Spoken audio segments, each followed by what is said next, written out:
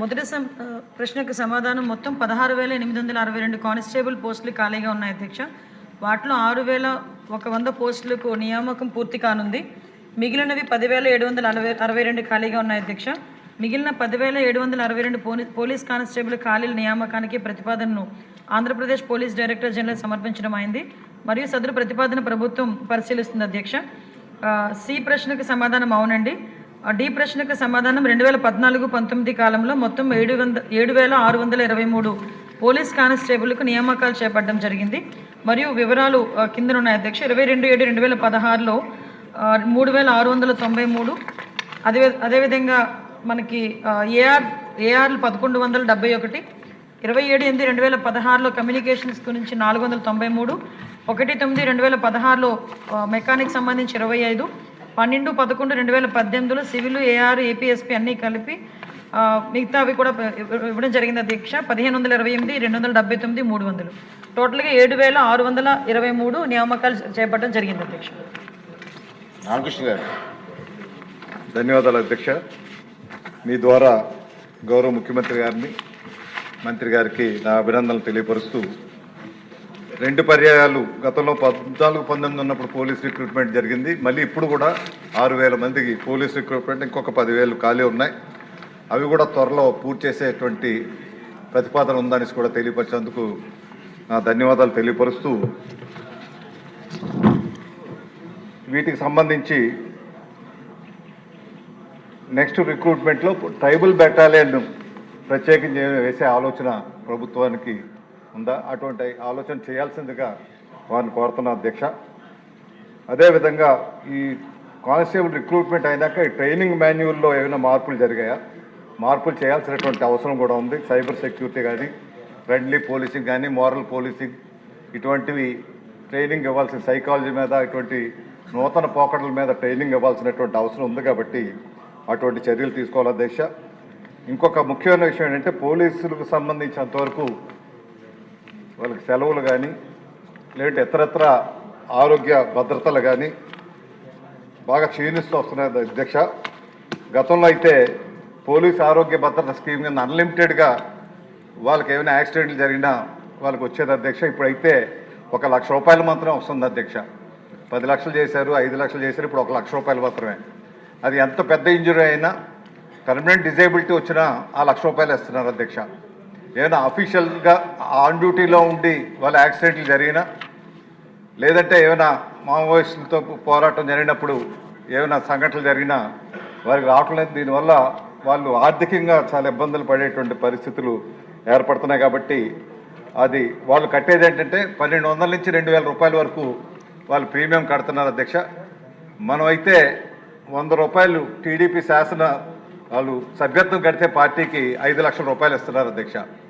వీళ్ళు 1,200, 2,000 కట్టినా వీళ్ళకి 1,00,000 రూపాయలు అంటే బహుశా ఇటువంటిది ఎక్కడ చూడలేదు అధ్యక్ష.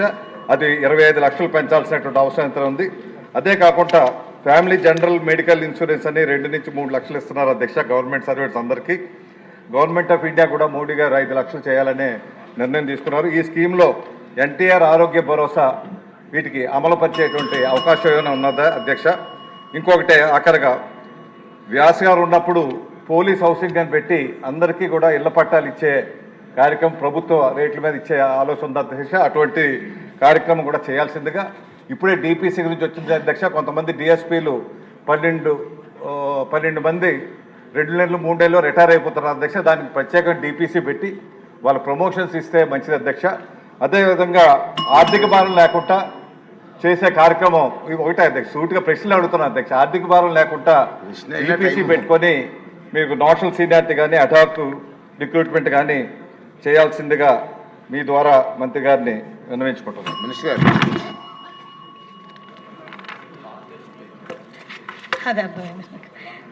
అధ్యక్ష ధన్యవాదాలు అధ్యక్ష. అధ్యక్ష యాక్చువల్గా సభ్యులు చెప్పారు అధ్యక్ష, ఈ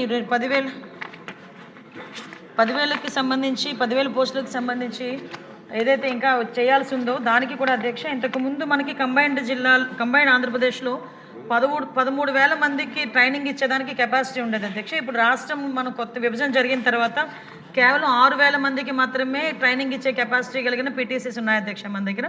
దానివల్ల ఇప్పుడు 6,000 ఫేజెస్ వారీగా చేస్తున్నాము. అదేవిధంగా ఇప్పుడు ఏదైతే మనం కానిస్టేబుల్ పోస్టుల నియామకాలు ఉన్నాయో ఇంకొక మెయిన్ ఎగ్జామ్ ఒకటి పెండింగ్ ఉంది అధ్యక్ష. పెండింగ్ ఉన్న తర్వాత ఒక చిన్న కోర్ట్ ఇష్యూ ఉంది, దానికి కూడా ఎఫిడవిట్ వేసి ఆల్మోస్ట్ ఆల్ 1 మంత్ 1.5 మంత్లో ఈ ప్రొసీజర్ అంతా కంప్లీట్ చేసి కొత్తగా కానిస్టేబుల్ని ట్రైనింగ్ కూడా పంపించడం కూడా జరుగుతుంది అధ్యక్ష. ఏదైతే మనకి చాలా క్లియర్గా మీరు అడిగిన క్వశ్చన్స్ అధ్యక్ష, ఈ ట్రైబల్ బెటాలియన్ అధ్యక్ష ఇప్పుడు already 4 new battalions IR battalions ఉన్నాయి అధ్యక్ష. అందులోని 4 ఇండియన్ బెటాలియన్స్కి ఇప్పుడు రెడీగా శాంక్షన్ అయిపోయినాయి, ఇప్పుడు ఓపెన్ చేయడం రెడీగా ఉన్నాయి అధ్యక్ష. మీరు చెప్పిన సూచన మేరకు ఒక ట్రైబల్ బెటాలియన్ ఏర్పాటు చేయడానికి కూడా గవర్నమెంట్ ఆఫ్ ఇండియాకి ప్రతిపాదనలు కూడా పంపిస్తాం అధ్యక్ష. దాని మీద కూడా సానుకూలంగా గవర్నమెంట్ స్పందించేటట్టుగా ఒకసారి మాట్లాడతాం అధ్యక్ష. అదేవిధంగా అధ్యక్ష ట్రైనింగ్ మాన్యువల్స్ అధ్యక్ష ఇప్పటికి ప్రస్తుతానికి మనకి 13 డిటీసీలు 4 పీటీసీలు ఉన్నాయి అధ్యక్ష. యాజ్ పర్ ఇప్పుడు మీరు అన్న ప్రకారం సైబర్ క్రైమ్స్ కానీ అదేవిధంగా ఈ బిహేవియరల్ ఆస్పెక్ట్స్ కానీ వీటన్నిటి మీద కూడా పోలీస్ డిపార్ట్మెంట్ వాళ్ళకి కానిస్టేబుల్ స్థాయి నుంచి కూడా ఐపీఎస్ ఆఫీసర్స్ వరకు కూడా కంటిన్యూ ట్రైనింగ్ ప్రోగ్రామ్స్ జరుగుతూనే ఉన్నాయి అధ్యక్ష. ఏదైతే మీరు అడిగారో ట్రైనింగ్ మాన్యువల్లోనే ఆ సిస్టమ్ కూడా పొందుపరుచున్నాము. మీరు చెప్పిన సూచన ప్రకారం కూడా ట్రైనింగ్ ప్రోగ్రామ్స్లో కూడా ఆల్రెడీ కొంచెం కమ్యూనికేషన్స్ ఉన్న వాళ్ళు టెక్నికల్ నాలెడ్జ్ ఉన్న వాళ్ళని కూడా సపరేట్గా వీళ్ళకి ట్రైనింగ్ ఇప్పించే బాధ్యత కూడా తీసుకుంటున్నాం అధ్యక్ష. అది కూడా సభ ద్వారా సభ్యులకు తెలియజేసుకుంటున్నాం అధ్యక్ష. ముఖ్యంగా ఆరోగ్య భద్రత గురించి అడిగారు, ఇది చాలా ఎప్పటి నుంచో నలుగుతున్న సమస్య. మొన్న కూడా రీసెంట్గా మన గౌరవ ముఖ్యమంత్రి చంద్రబాబు నాయుడు గారికి దృష్టి కూడా తీసుకెళ్ళడం జరిగింది. మన డీజీపీ గారు హోమ్ సెక్రటరీ గారు అందరం కూడా దీని గురించి 2-3 మీటింగ్లు పెట్టుకొని దీన్ని హైబ్రిడ్ మోడల్లో తీసుకెళ్ళి ఒక్కొక్క కానిస్టేబుల్ కానీ ఏ పోలీస్ కుటుంబానికైనా దగ్గర 10 నుంచి 15 లక్షల వరకు ఆరోగ్య భద్రత కల్పించేటట్టుగా కూడా ఈరోజు ప్రతిపాదనలు రెడీ చేయడం జరిగింది అధ్యక్ష. దాన్ని కూడా యాజ్ ఎర్లీ యాజ్ పాసిబుల్ మేము కూడా ఇంప్లిమెంట్ చేసే బాధ్యత కూడా తీసుకుంటాం అధ్యక్ష. మీరు లాస్ట్ ప్రమోషన్స్ గురించి కూడా చెప్పారు అధ్యక్ష, అవి కూడా పరిశీలిస్తాం అధ్యక్ష. ఎన్టీఆర్ భరోసా ఆరోగ్య భద్రతకి సంబంధించి హైబ్రిడ్ మోడల్లో మారిపోతుంది అధ్యక్ష. హైబ్రిడ్ మోడల్లో తీసుకొస్తే ఇంకా అన్ని కూడా కవర్ అవుతాయి అందులో. క్వశ్చన్ నెంబర్ 483 అండి, ఫైనాన్స్ మినిస్టర్ గారు. ధన్యవాదాలు అధ్యక్ష. మొదటి ప్రశ్నకి సమాధానం అవునండి. బి ప్రశ్నకు సమాధానం జూన్ 12, 2024 నాటికి 92 కేంద్ర ప్రాయోజిత పథకాలకు చెల్లింపుల విడుదల నిమిత్తం 7,230.41 కోట్లు పెండింగ్లో ఉన్నాయి. సి ప్రశ్నకు సమాధానం మార్చి 3, 2025 నాటికి పేర్కొన్న కేంద్ర పథకాల నిమిత్తం 12,336.52 కోట్లు విడుదల చేయడమైనది. కేంద్ర ప్రాయోజిత పథకాల కింద శాఖల వారీగా మరియు పథకాల వారీగా పెండింగ్ చెల్లింపులు మరియు తదుపరి విడుదల వివరాలను అనుబంధంలో జతపరచడమైనది, సభా సమక్షంలో ఉంచడమైనది అధ్యక్ష. నరేంద్ర కుమార్ గారు, దూల్పాల. స్పీకర్ సార్, గౌరవ మంత్రి గారి